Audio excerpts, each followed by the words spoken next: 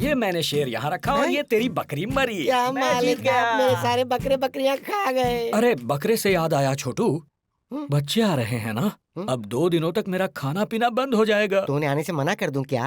ये लो मालिक, वो तो अरे बाप रे, गोटियां समेट लो। आ गए आ गए आ गए आ गए। अब बस यहीं रुक जाओ।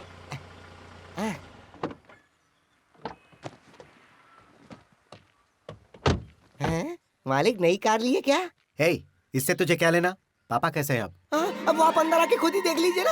आइए लता, मालिक। हमारे फ्लैट खरीदने की बात अंदर किसी से मत कहना, कार के बारे में भी। मैं तो नहीं बोलूंगी पर तुम ध्यान रखना। हाँ हाँ ठीक है, चलो चलो। मालिक। पापा, अब कैसी तबीयत है? क्यों रे, खाने में मिर्ची ज्यादा डाली थी क्या? नहीं, ऐसा कुछ नहीं अरे किया नहीं मैंने। पापा जी, आपको ज्यादा तीखा नहीं खाना चाहिए। ए, देख शायद बेटी और दामाद भी आ गए। पकड़ो। अरे तुम इनके बारे में नहीं जानती हो। चलो जल्दी करो। कोई देखेगा तो अच्छा नहीं लगेगा जी। कोई नहीं देखेगा, उतारो। पापा की तबीयत पहले से ही खराब है। पापा, पापा, क्या हुआ पापा? पापा, आप उठने की कोशिश मत कीजिए। छोटू, अभी तक डॉक्टर क्यों नहीं आया? अरे हाँ, डॉक्टर साहब, डॉक्टर साहब, डॉक्टर साहब। आइए डॉक्टर साहब, जल्दी आइए। ये देखिए, आइए। प्लीज देखिए। बीपी लेवल बहुत बढ़ा हुआ है, दिल कमजोर है। आप ज्यादा स्ट्रेस मत लीजिए। तो फिर देर मत कीजिए ना, टैबलेट्स लिख दीजिए। बाहर आके लिख दीजिए। मैं ले लेता हूँ ये। आइए बाहर आ जाइए, आइए। अरे डॉक्टर सुन, साहब, बाहर इनके लिए गर्म पानी रख दे, सब नहा लेंगे, लंबा सफर तय करके आए। जाओ तुम सब जाकर नहा लो। पापा जी आप रेस्ट कीजिए। हाँ मैं कर लूंगा। ध्यान रखिए जाओ। पापा। पापा, ए, तुम जाकर पहले नहा लो। जाओ। बस बस बस खाओ। बस। अपने घर का खाना खाकर कितने दिन हो गए?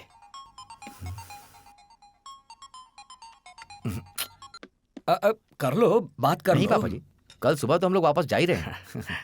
इतने बिजी रहने के बावजूद मेरी खबर मिलते ही तुम सब चले आए, बड़ी खुशी हुई। अब इसी खुशी के साथ तुम सबसे एक चीज मांगनी है मुझे। कुछ नहीं, एक और मछली ले सकता हूँ। उसमें क्या है पापा जी, आपके लिए तो है। लेकिन हाँ, मेरे दिल में सच में एक इच्छा है, बताऊं? बोलिए ना पापा। ये मेरी बहन की बेटी है और ये मेरे सबसे अच्छे दोस्त का बेटा। इन्हें गोद लेकर अपनी संतान मानकर पाल पोस कर अच्छी जगह शादी करवाई मैंने। अब मैं चाहता हूँ कि मेरे जीते जी ऋषि और वर्षा की शादी करवा दो।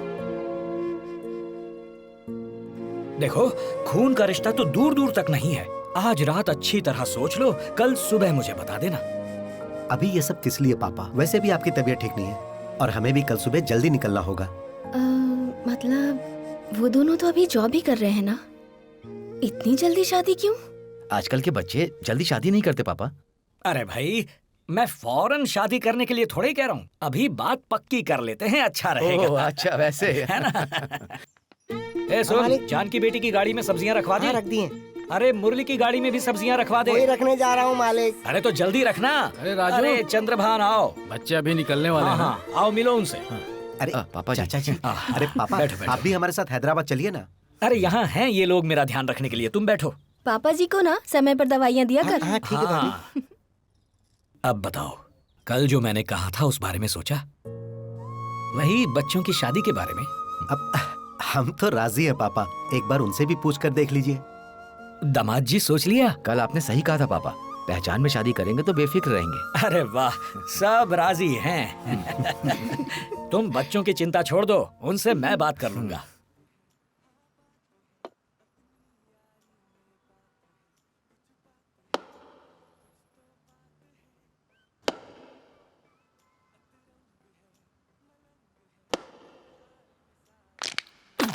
हे, हमेशा फोन पर लगी रहोगी क्या?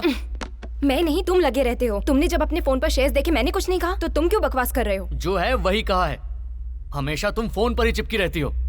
तुम बात नहीं करते तो मैं और क्या करूं? तुम्हारा चेहरा देखती रहूं क्या? देखो ऋषि, मेरा करना तुम्हें गलत लगता है तो तुम्हारा करना भी मुझे पसंद नहीं। यही मुझे पसंद नहीं है, जब कुछ कहता हूँ तो उसे समझा करो। कोई और मुझे कंट्रोल करे, मुझे पसंद नहीं। पसंद नहीं है तो जाओ, कोई तुम्हारे पीछे नहीं आने वाला। मुझे तुम्हारे साथ फ्यूचर दिखाई दे रहा है, अब डर लग रहा है मुझे। दिखा दिया ना, आंसू बहाकर दिखा दिया ना। हे, पहले अपना रोना बंद करो। मुझे तो अपना फ्यूचर तुम्हारे साथ यहीं इसी वक्त से दिख रहा है। लेकिन अब मुझे नहीं दिख रहा। जानते हो क्यों? तुम पैसों को जितनी वैल्यू देते हो उतनी इंसान को नहीं। हे, बकवास मत कर। अब हम दोनों साथ नहीं रह सकते। चल जा।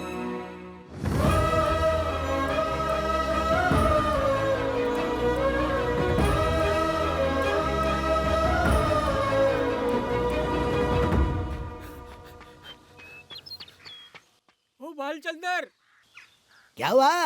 सोमराज साहब जी नहीं रहे। क्या? अरे कैसे हुआ ये सब? मुझे अभी अभी पता चला। तू जल्दी चल भाई।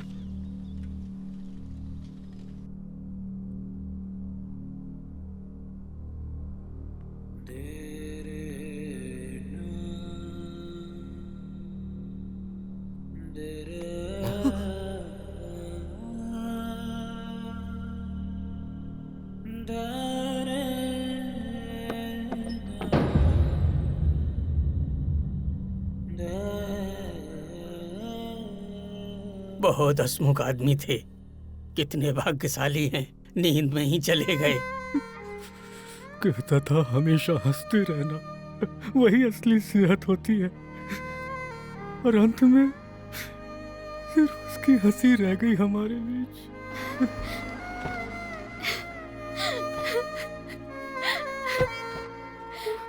पापा, पापा, भैया, पापा, पापा,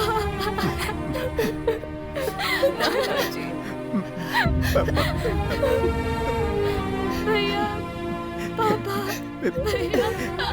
जानकी चुप हो जा।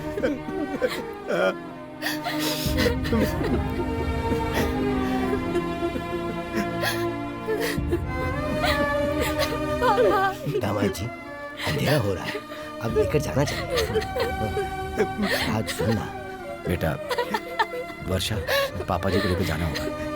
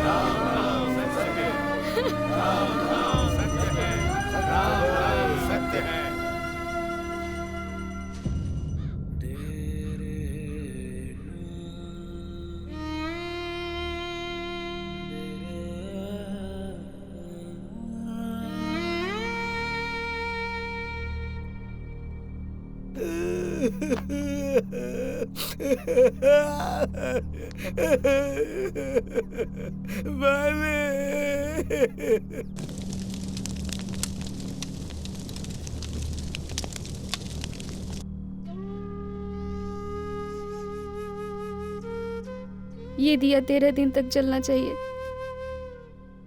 देखते रहना।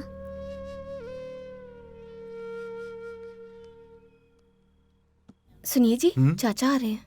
ओ, आइए चाचा जी, बैठिए। क्यों बेटा, कुछ काम कर रहे थे? ये सब अचानक हो गया ना चाचा जी। ऑफिस को लीव मेल भेज रहा था। बेटा, राघवी बहन? हाँ, ऋषि गया है चाचा जी, उनको लाने के लिए। ओहो, आप कब आए चाचा जी? हाँ बेटा। थोड़ी बॉडी में पेन हो रहा था, इसीलिए लेटा था। मुरली, मैं पंडित जी से मिलकर आ रहा हूँ। राजू के नक्षत्र के हिसाब से चौथा तीसरे दिन और 13वीं 12वें दिन करनी होगी। मुरली, तुम क्या सोच रहे हो? कुछ नहीं चाचा जी, लेकिन 13 दिन तक ऑफिस। मुरली, 12 दिन तक तुम गांव के बाहर कदम भी नहीं रख सकते। चौथे पर कुछ लोग ही आ पाएंगे, लेकिन 13वीं पर आसपास के सारे रिश्तेदार आ जाएंगे। हमेशा उसके दस्तखत से ही पैसे भरते निकालते थे। अब तुम्हें ही देखना होगा।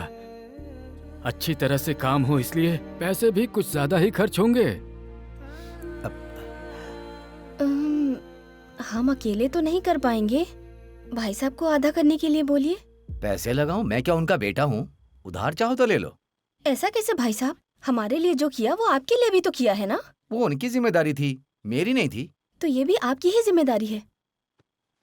ए वर्षा, अंदर जाओ।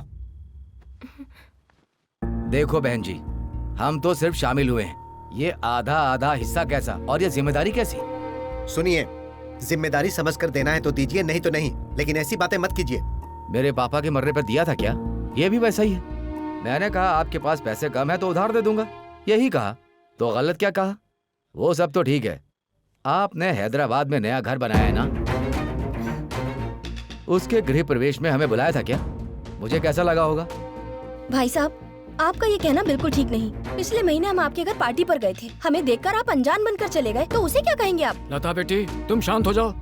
राजू का नाम सुनकर इस गांव में कोई भी पैसा दे देगा। आज तक मैंने उसे सिर्फ पैसा देते ही देखा है, लेते कभी भी नहीं देखा। वो तो तुम्हारे करने से उनकी आत्मा को शांति मिलेगी इसलिए कहा, वरना इस गांव में पैसे की कमी नहीं है। बेकार में आप लोग क्यों झगड़ा कर रहे हो? सही कह रहे हो चाचा जी, मैं तो यही बात समझाने की कोशिश कर रहा हूँ, लेकिन ये चिल्ला रहे हैं। तो ठीक है, आधा मैं दूंगा, अगर तुम्हारे पास नहीं है तो पूरा भी दे दूंगा। आपसे आधा आधा देंगे और आधा आधा लेंगे। फालतू बकवास मत कीजिए। जबान संभाल कर। रुको, चुप हो जाओ। होने वाले समझी हो, शादी के बाद ये सब तुम्हारा ही तो है। छोड़ो मामा, अभी ये हाल है, शादी के बाद क्या करेंगे ये लोग? शादी के बाद क्या होगा ये सोचने की जरूरत नहीं है। राजू को जुबान दी थी ना कि इस घर में शादी करोगे। उन्होंने पहचान वालों से करने के लिए कहा था, मैं भी वही कर रहा था, लेकिन इनसे नहीं, मेरे पहचान वालों से करूंगा। ये सब नहीं हो सकता मामा। उस दिन उनकी तबीयत ठीक नहीं थी तो मैंने हाँ कर दी थी, वरना मैं अपनी बेटी की शादी इनके घर में कभी नहीं कर सकता। हमने भी यही सोचा था। ये जो भी हो रहा है सब इसकी वजह से हो रहा है। मुरली, ये क्या कह रहा है?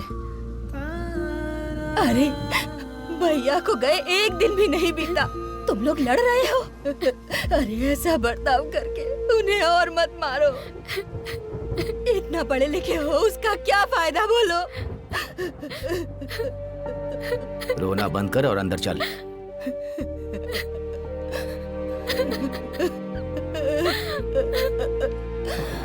बुआ जी, पापा।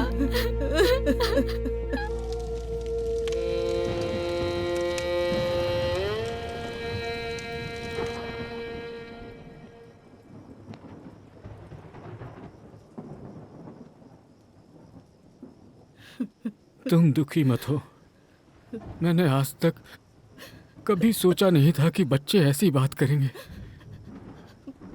भैया के लिए जितना खर्चा होगा वो सब मुझसे ले लेना। भैया हमेशा कहते थे कि पूरा घर खुश रहना चाहिए, लेकिन ये लोग स्वार्थी बनकर सिर्फ अपनी ही खुशी देख रहे हैं सारे।